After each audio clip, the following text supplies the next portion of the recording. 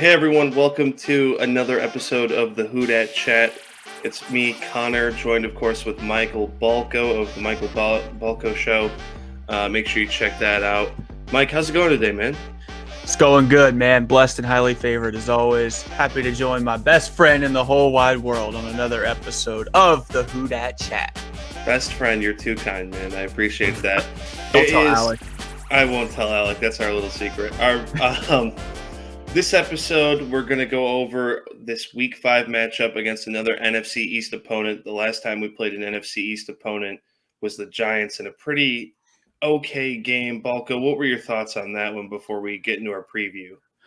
Yeah, it was a good game all around. You know, the Saints defense didn't quite live up to all the expectations, but they still did their thing a little bit. The offense was balling out. Jameis was looking good. Taysom looked really good. So, I mean, we just got to make some minor quirks. You know, we kind of both mentioned that it was a game that we could definitely see us losing because the Giants are one of those good teams that are just have an unfortunate record. And I think the Giants are going to see a lot more success this year. I think that was kind of the first game they needed to just kind of build a little bit and kind of figure out where they are as a team. And I think that's the game that we're going to learn a lot from and potentially – you know, we might have to worry about those New York Giants as we get a little closer to the playoff run. But overall, it's disappointing for the Saints because it's a game that you look at, you know, just the stat line and you're like, damn, we should have won. But then when you get down into like the nitty gritty of things, you're like, well, the Giants are a good football team. You know, they were the better team on Sunday and they deserved to win the game. And that's what happened. Yeah, absolutely. They were able to just stay in the game, and I think that shows how resilient they've been, especially after a couple of really close games for them. Moving on to this week, man, we're playing the Washington football team, an exciting matchup. I'm actually kind of interested to see because there have been a couple of high-scoring games with this Washington team. Yeah, they're definitely a talented team. Their defense, good enough for us, is actually not doing as well as they were projected to be. As a Washington football team defense owner in fantasy football, I realized very quickly that they are ass. They're so dude. Yeah, I had to drop them, man, and that's good. That's good for the Saints because I did just make a nice little blockbuster trade to pick up Jameis Winston, so I'm pretty happy about that. So I'm definitely starting Jameis Winston in my fantasy football league this week. They're currently the 32nd against the is good for Jameis, not good for the Washington football team. I think this week we could see. Let's see, what player do I want to say this week is going to have the breakout game? I've been pretty spot on the past couple of weeks. Last week I said it was Juwan Johnson. He goes out there and catches a touchdown this week. The week before, Marquez Callaway, he had his best game of the year. This week I'm going to go with Deontay Harris. I think he's going to light up the secondary out there. I just think, I don't know.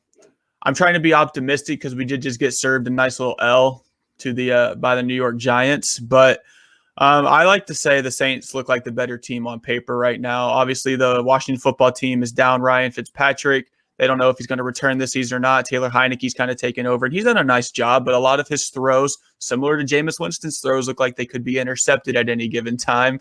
But yeah, I think Jameis has a similar game to week 1 where he just kind of goes out there. He throws a few touchdowns. He can do a little something on the ground as well.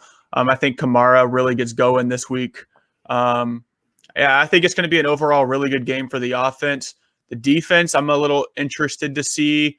We really need to see like a Debo step up. We need to see Lattimore step up a little bit more. He's been a dominant corner so far, but he's going to be going against one of his best receivers he's faced all season, Terry McLaurin. So that's going to be super interesting to see as well. So I'm excited. I'm very optimistic about it. I think the Washington football team is a better team than the New York Giants. I do think the Saints kind of learned their lesson from last week, and they'll build, they'll grow, and they'll get better. Jameis looked good last week, despite Sean Payton's terrible coaching. I'm just going to come out and say it. Despite Sean Payton's terrible coaching of taking Jameis out of the game at any given instant, he was pretty accurate. He made good decisions. Taysom threw the interception. So, yeah, I think as long as Jameis can continue to keep his head up, continue to be selfless, and just kind of lead our football team, I think the future's bright, and I think we could sneak away a dub this week. Yeah, I feel like there's a lot of interesting matchups. As you said, the Washington defense hasn't been too great. They've allowed over 400 yards a game. So this is everything kind of primed up for Jameis and the Saints offense to have sort of a bounce back week.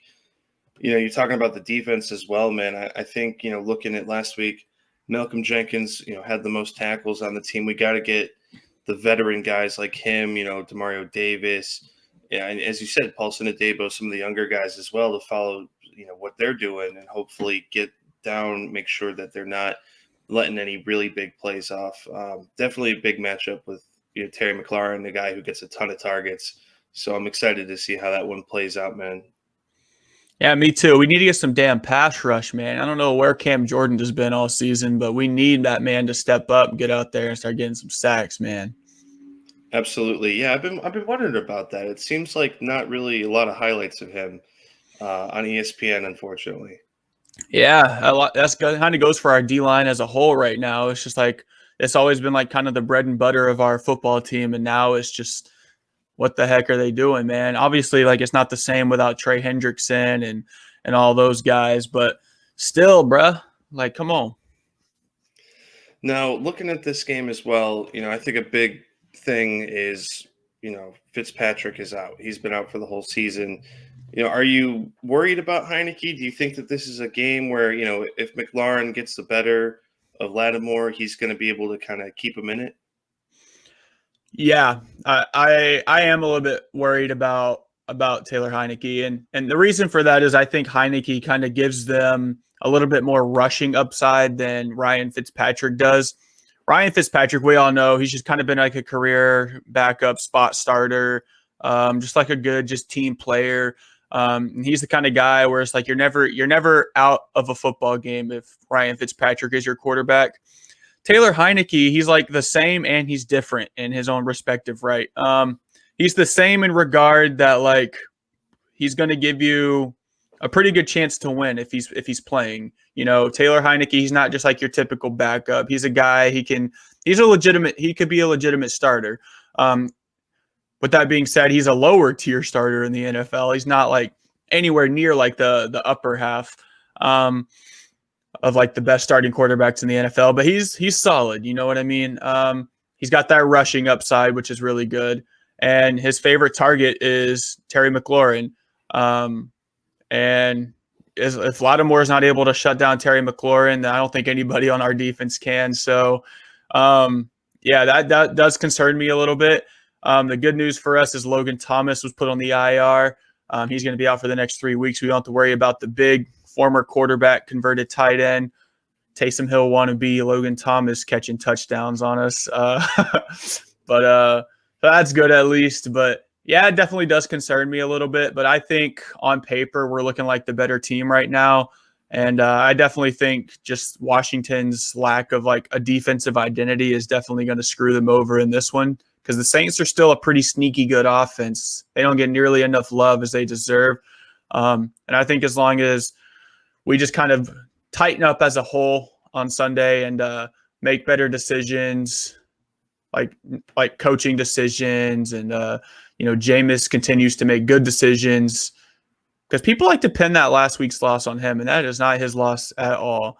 Like I don't know, he looked sharp, man. He did, and he really kind of has been all season. For some reason, people just like to pin the loss on the starting quarterback, and he's the starting quarterback, even though he didn't deserve to be the one at blame. But yeah, I guess going back to the to the statement, yeah, he concerns me a little bit, but not enough to where I think that it's gonna really change my outlook on whether the Saints win or lose. Yeah, and I think, going on what you're saying about coaching, it seemed like last week there was a little bit too much, hey, let's just see if this works, or hey, let's try to get more people involved, but maybe not the right time to call that, especially in a close game where they're still being able to come up and convert on those third downs. That's been a big thing, I think, is the games that they've done well, in terms of the defense for the Saints, it's getting the other team off the field on third down, right? Aaron Rodgers could not get over the line on third down. we got to be real conscious about that going into this one. I think definitely get a big lead early, and then just that's when you can try those plays. Yeah, for sure.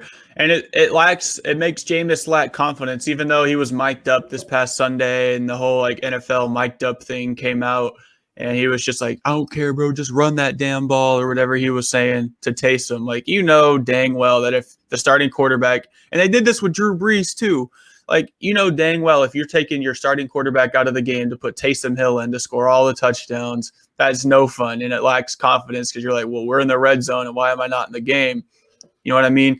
And of course, like Sean Payton will say, it's just going with the hot hand or whatever. But we all have known that Sean Payton's had a massive man crush on Taysom Hill ever since he brought him to New Orleans, and rightfully so. I mean, he's been a damn good player for us, but there's no reason to be taking Jameis out of the game, especially when he's proven that he could be the starting quarterback of our team. You need to let this thing and feast a little bit, reap the rewards that he's sacrificing. Yeah, and especially when he's starting to really pick out Jawan Johnson as his red zone target. The guy's kind of, as Walt said, unguardable. He's becoming more and more of a presence. And, I'm surprised at how quickly it's been considering, the people on the roster that we have, Troutman and now Jawan Johnson, rookie, has already got 3 touchdowns. What do you think about this? I don't know how to think. It is his second year, though, so he does have that under his belt, I guess. But it kind of seems like his rookie year because he didn't play too much last year. But, yeah, I didn't really expect him to, like, take over kind of the way he has. But, Adam Troutman's been super disappointing to start the year. Nick Vanette's been on the shelf injured to start the year. And that kind of just put Jawan Johnson in a good spot to emphasize on his opportunity, and he has so far. I know we mention it practically every single episode. I feel like we talk about Jawan Johnson, but if he could just master that damn blocking, man, dude would be a top 15 tight end in the NFL on a week-to-week basis. Oh, absolutely. He's got all the weapons, I think, and he's got the skill set to become like a guy who's an every down player. He's got the mobility, he's got the size. I think that's another thing. And you said with Jameis, taking him out of the game on the, red zone situations, there's got to be more of him and Taysom, I think, and with Jawan Johnson, hopefully Michael Thomas comes back sooner rather than later. Then you have all these weapons, Kamara, especially, and it's going to make defenses just have a nightmare trying to guard that. Yeah, and originally coming into the season, that was one of my biggest concerns for Jawan Johnson is seeing more Jameis and Taysom on the field at the same time because Taysom can kind of play that tight end role. And then where does that kind of put Jawan Johnson? That kind of puts him as 3rd on the depth chart or 4th on the depth chart instead of being, 2 or 1 or whatever the case may be. And we did see that a little bit. I think it was only on like one drive. We saw Taysom in there at tight end, and Jameis kind of threw a nice little completion to him. And that kind of started the whole Taysom Hill spark, which, I mean, has won us plenty of football games in the past. And going against a well-coached Washington football team, I don't know what to say. Do you double the team because they're the Washington football team? Or do you just say the Washington football team? I don't know, bro. But Ron Rivera's he's gone against the Saints several times in his coaching career. So that's one thing to kind of keep in mind is that Ron Rivera knows how to coach against the Saints. The Saints might have to pull a little trickery, and he knows how to coach against the Bucs that were led by Jameis Winston too. So those are a couple things to also keep in mind that Washington football team kind of has already is insight towards Jameis Winston when he was with the Bucs. So as much as it looks like a win on paper, you have to remember that, they got some dogs over there that know how to play football. And a couple of them are used to be in the NFC South. So like Curtis Samuel's gone against Marshawn Lattimore before. Yeah. He's playing for the Washington football team. Ron Rivera has coached against the Saints numerous times, beaten the Saints numerous times. So yeah, I mean, you can't disregard that. So they have some ballers over there. I think it's going to be another good game. I'm excited to see how it pans out, though. Yeah, absolutely. I think Riverboat Ron is a great coach, and I actually live in the Charlotte area, so I mean I'm right in that market. I think that looking at this game, definitely, it's going to be a lot of tight moments, a lot of interesting moments. I'm hoping our defensive line can step up, especially get pressure on early, and just allow that game plan to kind of force Washington to make those mistakes. Who do you think is going to be the big player this week, or what's your maybe X factor to look out for, man? Deontay Harris. Pick him up. Fantasy football leagues. Telling you. I'm right. I'm always right.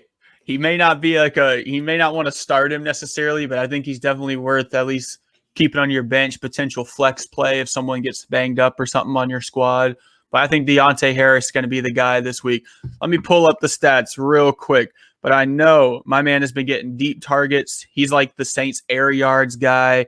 And he's a freaking stud, man. And he doesn't get nearly enough love. Let's see. Last week he had 8 targets he had 5 catches on 8 targets, 52 yards, 10.2 fantasy points. Week 1, he only had 2 targets. His targets are going up every week. On those 2 targets, though, he caught both passes, 72 yards and a touchdown.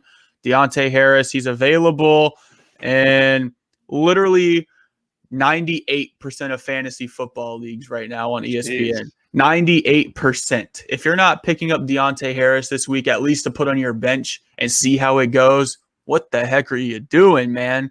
I'm telling you right now, Jameis and Taysom both love to throw to Deontay Harris, so it doesn't matter who's at quarterback because Deontay Harris is still going to get those targets, and he's starting to be utilized a lot more. 8 targets has got to be close to his career high. I mean, if not his career high. I don't think he's ever gotten 8 targets before in a game. They're starting to utilize him more. He's got that kick and punt return upside as well. Just a lot of good things when you put Deontay Harris on your fantasy football squad. That's my breakout player of the week for the Saints. For the Washington football team, I think Curtis Samuel's going to absolutely feast on us. He had a slow week last week, but that was his first week of the season, coming back from an injury. He's familiar with the Saints. He's familiar with kind of the way we run our defense. More than likely, Chauncey Gardner-Johnson's going to be on him quite a bit, playing that slot role. So he's familiar going against Chauncey as well. So I think Curtis Samuel's going to have a pretty good game against us. I'm not going to lie. I think Heineke's probably going to throw about 2 picks, and I think the Saints are going to put up about 30-plus points on the Washington defense, and I think they're going to put up about 24 on us. So I'm going if I had to guess the final score, I'm going 32-24 Saints. Yeah, I think that this week, and I don't know how long, but Tony Jones Jr. is out. So I think Alvin Kamara is going to be the guy where he's going to have to become that, I think the ball in critical situations is going to go to him every single time this week. I think there's going to be some situations where maybe, Sean's going to try to get Taysom and Jameis both involved. Maybe we get a 3rd and long. Kamara's going to be the guy to get us over to that first down. So I think, maybe a couple touchdowns. Not sure about 100 yards. I'd love to see him break 100 yards, but definitely a guy I think is in line to be put in situations to get us over the line. Definitely, I think it's going to be a really close game, though. I do think maybe like a 27-24, just because if you look at their games, they beat the Giants by 1 point. They beat the Falcons by 4 points. So I feel like it's going to be a very close one. And if I'm not mistaken, they lost to the Chargers by 4 as well. So, this is a team that knows how to stay in games, especially with a coach like Riverboat Ron as well. You never know what's going to happen. But any final thoughts, Balco? What are you excited for this one? I know I am, man. Yeah, I'm pretty excited. When we played the Washington football team, I think Kamara was just toasting those dudes. So hopefully we can kind of repeat that success. And be nice to hand good old Riverboat Ron another L in his career. Oh yeah, absolutely. For everyone, thank you for tuning in. Make sure you go onto Michael Balco's show page and like his show for the Erie podcast. What was the title again? Yeah, right now my city, Erie, Pennsylvania, we're putting together our best of nominees for the year, and one of the categories is best podcast. I was snubbed last year. I'm trying to make it this year, at least be a nominee. So if y'all just want to go, I'll have it up on my Twitter. I have it up on my Instagram, everywhere. There's a link. You just scroll down to the bottom, go to where it says best podcast, type the Michael Balco show for your boy, and hopefully we get nominated this year. I appreciate all the support in advance. We appreciate you, everyone, for tuning in. Thanks for showing your support. Make sure you check out the Michael Balco show as well and the Alec Walt show and everything on Down the Block Sports. If you haven't subscribed, subscribe now. Thanks for tuning in, everyone. We'll see you next time.